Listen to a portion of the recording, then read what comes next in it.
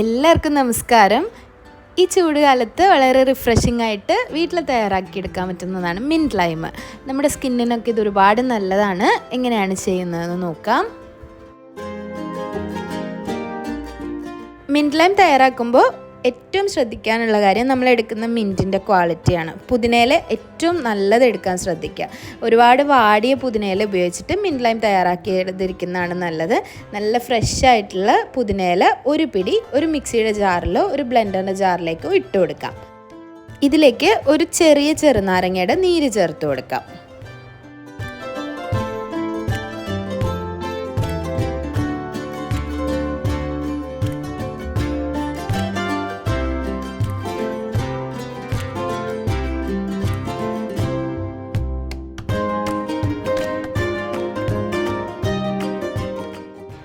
ഇതിലേക്ക് ആവശ്യത്തിന് പഞ്ചസാര ചേർത്ത് കൊടുക്കാം. 3 ടേബിൾ സ്പൂൺ പഞ്ചസാരയാണ് വലിയൊരു ഗ്ലാസ് മിൻറ്റ് ലൈമിനായിട്ട് എടുത്തിട്ടുള്ളത്.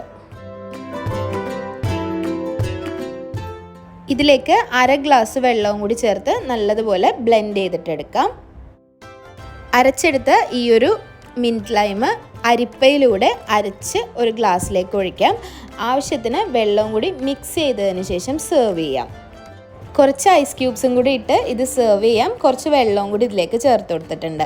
മധുരം നോക്കിയിട്ട് ആവശ്യമാണെങ്കിൽ ഇനി ചേർത്ത് കൊടുക്കാവുന്നതാണ്. അപ്പോൾ എല്ലാവരും ഇതൊന്ന് ട്രൈ ചെയ്ത് നോക്കുക. ഈ ഒരു കുട്ടി റെസിപ്പി എല്ലാവർക്കും ഇഷ്ടമായെന്ന് വിചാരിക്കുന്നു. ട്രൈ ചെയ്ത് നോക്കിയിട്ട് അഭിപ്രായങ്ങളൊക്കെ കമൻസിൽ അറിയിക്കണം. വീഡിയോസൊക്കെ ഇഷ്ടമാവുന്നുണ്ടെങ്കിൽ ലൈക്ക് ചെയ്യുക, ഷെയർ ചെയ്യുക, സബ്സ്ക്രൈബ് ചെയ്യുക. അതുപോലെ നിങ്ങളുടെ ഫ്രണ്ട്സിനും ഫാമിലിക്കും ഈ ഒരു വീഡിയോ ഇഷ്ടമായിട്ടുണ്ടെങ്കിൽ ഷെയർ ചെയ്ത് കൊടുക്കുക. അപ്പോൾ ഇനിയും നല്ല നല്ല റെസിപ്പികളായിട്ട് കാണാം. അതുവരേക്കും താങ്ക് യു.